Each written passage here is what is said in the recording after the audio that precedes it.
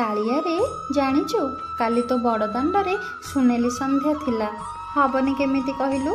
ତୁ ପା ମହଣା ମହଣା ସୁନାରେ ଛାଉଣି ହେଇ ସଜେଇ ହେଇଥିଲୁ। ତୋ ଭକତେ ତୋର ଅଧାଗଢ଼ା ଦାରୁମୂରତି ଦେଖି କ'ଣ ଟିକେ ମନ ଦୁଃଖ କଲେ ବୋଲି ତୁ ପା ସୁବର୍ଣ୍ଣର ପଦ, ସୁବର୍ଣ୍ଣର ହସ୍ତ, କିରୀଟି, ଓଢ଼ିଆଣୀ, ସୂର୍ଯ୍ୟ ଚନ୍ଦ୍ର ଲଗାଇ ପୂର୍ଣ୍ଣବ୍ରହ୍ମ ପୁରୁଷୋତ୍ତମ ରାଜରାଜେଶ୍ୱର ବେଶରେ ଦର୍ଶନ ଦେଇଥିଲୁ।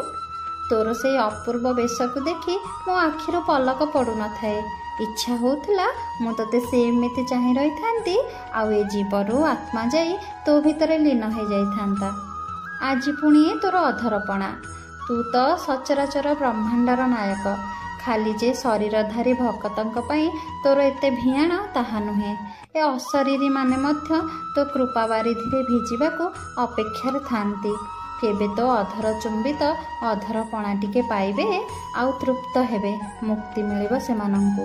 ସତ କହିଲ ମଣିମା, ତୁମ ରଥଯାତ ଖାଲି କ'ଣ ମାଆର ମମତା ପାଇଁ, ମାଉସୀ ମାଆର ପୋଡ଼ପିଠା ପାଇଁ, ଆଉ ରାଧାରାଣୀ ସହିତ ରାସ ପାଇଁ ଥିଲା? ନୁହେଁ ନା ମଣିମା? ତୁମେ ତ ଭକ୍ତବତ୍ସଳ ଭାବଗ୍ରାହୀ। ଖାଲି ଭକତଙ୍କ ପାଇଁ ତୁମ ଏ ଜାତ ମଣିମା। କେତେ ଯେ ଭକ୍ତ ଦର୍ଶନରୁ ତୁମର ବଞ୍ଚିତ ଥିଲେ। କେତେ ପତିତଙ୍କୁ ତୁମେ ଦର୍ଶନ ଦେଇ ପାବନ କଲ ମହାପ୍ରଭୁ। କେତେ ଅତୃପ୍ତ ଆତ୍ମା ଆଜି ତୁମ ଦର୍ଶନରେ ତୃପ୍ତ ହୋଇଗଲେ। ମଣିମା ହେ, ଖାଲି ଏତିକି ଗୁହାରି ମୋର, ମେଲେଇ ରଖିଥାଅ ତୁମ ବିପୁଳ ଭୁଜ। ଗାଁର ବରଗଛ ପରି ଦିଟା ଏଡ଼େ ଏଡ଼େ ବାହାରେ କୋଳପୁଛା ପୁଅ ପରି କୋଳେଇ ରଖିଥାଅ ତୁମ କୋଟି କୋଟି ଓଡ଼ିଆଙ୍କୁ। ଜୟ ଜଗନ୍ନାଥ।